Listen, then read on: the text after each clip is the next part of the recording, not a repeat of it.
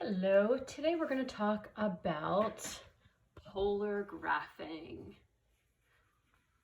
So we need to know, or for the BC curriculum, we need to know the calculus of polar graphs, taking derivatives, finding the area inside of a polar graph and stuff like that. So I want to take today and not worry about calculus, but just try to get you refreshed on what polar graphing is all about. I don't know what you did when you saw it that was, gosh, your sophomore year, because you would have seen it in pre-cal. So it's been a long time. So we're going to have to refresh you. The good news is you don't need to know a whole lot, and it actually isn't that hard or difficult. So the reason why polar graphing comes right with parametric is that they're really similar in a couple of ways, but actually I say that, and they're actually very, very different. They're similar in derivative ways, but in what polar graphing actually is very different. So instead of looking at things rectangularly, so rectangularly is the way we look at things now. I didn't even spell that right. So rectangular graphing is, we have the x-axis and we have the y-axis, and y is a function of x and blah, blah, blah. And if x is a function of y, that's okay too. Maybe we don't get a function out of it, but that's all our rectangular stuff. X's and y's, and all of our coordinates are an x comma a y. Well, for polar, everything is in terms of angle measurements and distance from the origin. Our ordered pairs are going to be r comma theta, and we're going to be graphing. We are still actually on the XY plane in a way, but we can also think about it as the R theta plane, which I know is really kind of crazy. But we actually start with a theta measurement, and starting at the positive ray going to the right from the origin, we'll move a certain amount around the origin, and then we'll move away from the origin a certain number of spaces. So when we polar graph, let's say I have an angle of 45 degrees and I have an R measurement of 1. That would mean I move this imaginary ray 45 degrees to here, and I count out from the origin 1 space. That coordinate in rectangular would be 1 comma, instead of 45, I'm going to use pi over 4. And in that coordinate in rectangular, we could also find by using a right triangle and using SOHCAHTOA. I'll get to that in a second. But the first thing I want you to understand is how to graph polar coordinates. So let's say I gave you the point 2 comma 3 pi over 2. I would start here, I would rotate 3 pi over 2 radians around the origin, and then I would count out along that ray 2 spaces. So 1, 2.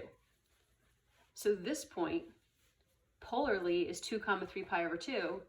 Rectangularly, we know the coordinate of that point. The rectangular coordinate is 0, 2. So every polar coordinate has a rectangular partner that we're used to seeing, and this is seeing it in a different way. Obviously, not every rectangular coordinate that we graph is going to be on the x-axis or y-axis. They're going to be all over the place. One other thing is that you could have negative angles. That's fine. I would move in the negative direction. But more importantly, we might have a negative r. So here's how that works. Let's say I want to graph the point pi over 4, oops, wrong order, negative 2 comma pi over 4. I'm going to move my ray to pi over 4, but instead of moving 2 units along the ray, I'm going to move 2 units in the opposite direction of the ray. So here's where I start. I move to pi over 4, and along this line, I'm going to back up 2 spaces. And that's where that polar point is going to go. Okay, so the first thing I'll have you do to practice is graph a couple of points. So that'll be the first thing on your assignment today, is just to graph a couple of points. The second thing is, how do we write a polar point like a rectangular point? What's the connection between these things? Well, if we think about the right triangle that's formed, let's go to this point, like this.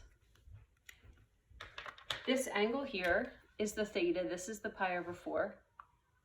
This is our y This is our x, and this is our r. Well, we know that, we know SOHCAHTOA. We know that the sine of theta equals y over r, and the cosine of theta equals x over r. So I'm going to use those things to transfer things from polar to rectangular and vice versa. So let's write that up here. I know that the cosine of theta will equal x over r, and the sine of theta will equal y over r. Again, sine of theta is opposite over hypotenuse, cosine of theta is adjacent over hypotenuse. So if I want to transfer things back and forth, I usually actually rewrite these, and I rewrite this one. I multiply both sides by r, and I say x equals r cosine theta. And I'm going to rewrite this one, multiply both sides by r, and say y equals r sine theta. We use these a lot. So that's something else that you're going to need to know, and I'll give you some more examples in a second. But let's say I want to rewrite this polar coordinate as rectangular, and I don't already see. You might already see what it's going to be because the unit circle would have a radius of 1, so you're already set up for the unit circle. But let's say you don't see that. If this is the polar coordinate, how do I rewrite it as rectangular? Well, the rectangular x value is going to equal r times the cosine of theta, 1 times the cosine of pi over 4. What does that equal? The cosine of pi over 4 is root 2 over 2. There's the x value. The y value is found by taking r times the sine of theta. So taking 1 times the sine of pi over 4, which also gives me root 2 over 2. So the rectangular coordinate at this point is root 2 over 2, comma root 2 over 2. Whoa, guess what? This point would have been on the unit circle. Terrible drawing of a circle. But at pi over 4, that's the coordinate I would be at, root 2 over 2, comma root 2 over 2. And the angle measurement would be pi over 4, and the distance from the origin would be 1. So rectangular coordinate, polar coordinate. And I can do that for anything. So we already know where this point is rectangularly. If I wanted to follow the conversion formulas, I could. So I could say that the x value was going to equal 2 times the cosine of 3 pi over 2. The cosine of 3 pi over 2 is 0, so this is 0. And the y would equal 2 times the sine of 3 pi over 2.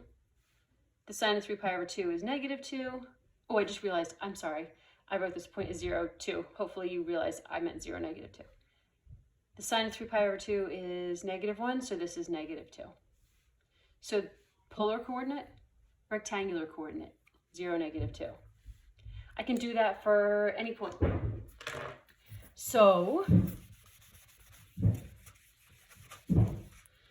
far, you need to know that, okay, couldn't see on the screen. You need to know that for polar, our points are going to be r comma theta. The conversion formulas that we're going to use are x is going to equal r cosine theta and y is going to equal r sine theta. So as an example, I might say graph the polar coordinate negative 3 comma pi over 6 and write as a rectangular coordinate. So first let's graph this. Let's not convert it first, even though you might be tempted to just convert it and then graph it. You want to be really comfortable with graphing polar. So let's graph it. So my ray is going to rotate to pi over 6. And instead of moving 3 along that radius, I'm going to move 3 units backwards. So think about, if you want to, you could think about the radius being on both sides of the origin, rotating pi over 6, and instead of moving along it in the direction of the angle, you move along it in the direction away from the angle. So from here, you could draw a dotted line if you want. You'll see that sometimes with the graphs, people will draw a dotted line just to help give them a guide. Or polar graphs, if you've seen them real fancy, if you looked up polar graphs online, you would see lots of circles. Oops. And you'd see circles and you'd see lots of lines like this, because they're helping to try to give you guidelines for graphing. They'd be trying to give you like pi over 6, pi over 4, pi over 3, pi over 2, and then these lines would help you move along, and the circles would help you be like, here's 1 away from the unit, from the origin, 2 away, 3 away. So all of our classrooms used to have these fancy graphs in them, and then we just never really used them because you understood the idea. So anyway, this point, I would go to pi over 6, and instead of counting along that, I would count backwards, 1, 2, 3. I'm approximating, obviously. So there's my point. And now let's give it its rectangular coordinates. So the x value would be r times the cosine of theta. So we're going to have -3. What is the cosine of pi over 6? Think unit circle. Think right here. The x value is √3 over 2. So the x value is -3 over 2 √3. The y value is also -3, but now times the sine of pi over 6. -3 times the sine of pi over 6 is 1/2, so -1.5.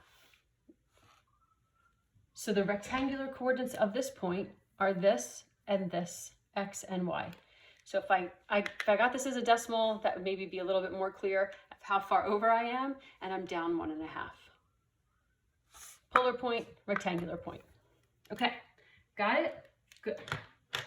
Now, actually graphs, so that's all you really need to know about conversions. There is some other stuff if we were really going to get into polar for a while, but there's not really a point. I just want you to understand what the big stuff is. So you need to know not only how to graph points and convert them to rectangular, but what basic graphs look like. Now, if I don't memorize any of this stuff. If you remember from pre-cal, again, sophomore year, you had all kinds of stuff. We had circles. We had things, we had shifted circles that were over here, or circles that were up here. Well, now with calculus, we're going to be finding the area maybe between those two circles. Not yet, not today, don't worry. Or we might find the area inside a quarter of a circle, which would be easy enough for us to find without calculus. But other than circles, we also can graph lines. We can also graph these things called cardioids. Cardioids are also hearts, sideways or upside down or right side up. We can also graph something we call limacon curves. Limacon curves look a lot like this, except they have a little loop. Those are limacon curves, and they can go that way, they can go sideways or whatever. If you, maybe sophomore year, you might have graphed roses. Good for us, we don't really have to do roses. And we also do, there are spirals. You can have a spiral that goes like this, on forever. You can spiral in the other direction too. Oh gosh, I'm not gonna be able to draw this. That's pretty bad. You can have lemniscate curves, which look like this. So all of those things can come up. Well, if I told you right now we had to memorize all of them, you would revolt, and you should, because woo, gesundheit to me. That would be a waste of time. So what we want to do instead is be able to be given an equation and figure out what the graph that goes with that would look like. So let me go through a couple of examples. Oh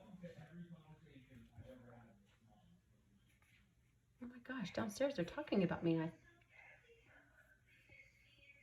Oh my God. Can you guys hear that?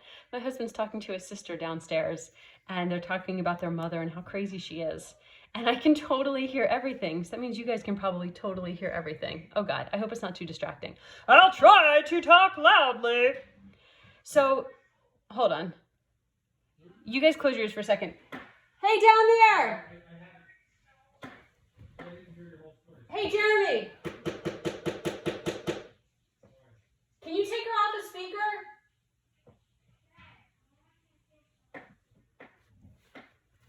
Oh my gosh. Hello, pandemic. Okay, so let's say you want to graph this, and you're like, I have no idea. Could this be a cardioid limacon? I don't know. We want to just use our sense, which I know is uncomfortable. You want probably like, okay, if the function looks like this, I'm going to graph this, not function, whatever. If the polar equation looks like this, I'm going to graph this. You can go ahead and do that if you want. There's a pretty good website that I can send to you. In fact, I will put it up, that has every kind of curve and what it looks like, but you're gonna just take so much time and you don't need to memorize this stuff at all. What you wanna do instead is have a sense that you know you're gonna have this circular shape, and I'm gonna make a T-chart for all of it. And I'm gonna try to piece together what this stuff looks like. Now, I also have a calculator, but so for the really gnarly stuff, you will get a calculator. For some stuff, you won't. So let's do this one on the calculator to show you what it looks like. So if I go to graph, and for this one, I think I showed you how to do the parametric on this calculator. You can do polar as well. So if you go to menu and you go to graph entry, one of the choices is polar. So go to that, and here's where we're going to put in r equals. So I have r equals 4, cosine, and I do need to put in theta. I have to remember, is it in the pi button? Let's see. Yeah. 4 cosine theta. Theta is going to go between 0 and 6.28. That's 0 and 2 pi. I didn't even talk about that, but just like with parametric, you can graph as much of theta as you want. Sometimes the curves will repeat themselves. If I went from 0 to 4 pi, the curve would repeat itself. We'll see how much of that we have to get into. And then the theta step, if I made the theta step really big, it wouldn't really graph for me. It would be chunky. So you want that theta step to be small. I don't know why they do 0.13, but we're just going to go with it. So let's graph it. Look at that. Pretty little circle. So let's see how they got that. So I'm going to pick, even though I have my T-chart set up as r and then theta on the other side, I'm going to pick values of theta and then find the r. It's a whole lot easier. So of course I'm going to start with 0. So when theta is 0, 4 times the cosine of theta, so I get 1. Well, this one's going to be a little tough. I'm going to pick pi over 2. Look what happens. Cosine of pi over 2 is 0, so r is going to be 0. Let's keep going and let's pick pi. 4 cosine of pi is -1, so we're going to get, oops, I meant to write 4, -4. So if I start plotting these points, I kind of start plotting them right away. I'm going to have theta is 0, r is 4, so I don't move at all, and I move out 4. Pi over 2 is up here, but I don't move away from the origin at all, so I have a point here. And now when I'm back to pi, or when I'm over to pi, I have -4, which sends me that way, repeating that point. So it is a little tricky sometimes, like, well, what kind of graph is that? How do I know that's a circle? Well, I might have to pick a couple more points, and you do get into the habit of understanding what some of this stuff looks like. So let's pick pi over 4 and see what happens. So cosine pi over 2, the cosine of pi over 4 is root 2 over 2, so we have 4 times root 2 over 2, or 2 root 2, so at pi over 4, I'm at this like value that's somewhere around there. And if you do, graph a little bit more, let's see if we go, yeah, we'd have to get a couple more points, and it is going to be a little bit annoying. So some of these are probably a good idea to know what that's going to look like, that is going to be a curve that's a circle with a radius of 2. But if you get yourself 2 points, you can kind of piece the rest together. I know you're like probably yelling at the screen, like that makes me really uncomfortable and I hate it. But this is a pretty basic polar curve, and we'll see it come up a couple of times. I want to go through some of the other ones that aren't as basic, but they're actually easier to graph. Like r equals, let me get a good one, hold on. Let's go r equals 3 plus 3 cosine theta.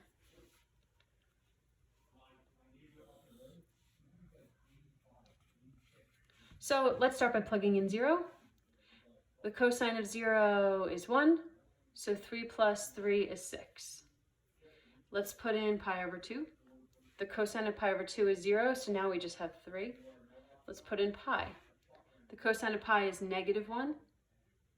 So 3 times -1 is -3. We get 0. Let's put in 3 pi over 2. Cosine of 3 pi over 2 is 0, so we get 3 again. And let's go to 2 pi, and we're going to get back to 6. So look what this looks like. Theta is 0, I'm 6 away. Theta is pi over 2, I'm 3 away. Theta is pi, I'm back at 0. Theta is 3 pi over 2, I'm 3 away. Theta is 2 pi, I'm back at 6. Well, you have some sense of the curves you have to choose from. We're not going to, okay, let me say this. You are not going to have to graph a rows by yourself. You will have a calculator for that. The only things you have to graph by yourself are you mean without a calculator, are potentially circles like I just had, or things like this. Well, how am I going to connect these things? I know what my basic shapes are. I'm looking for either hearts or limacons. So this is going to be a nice heart. And that's it. Why don't you guys try one? Try this. R equals 4 minus 4 sine theta. All right, take a second and try that.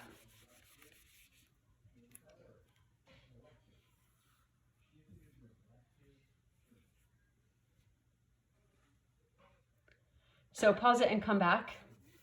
So I'm going to do the same thing. I'm going to pick 0. The sine of 0 is 0, so I have 4. I'm going to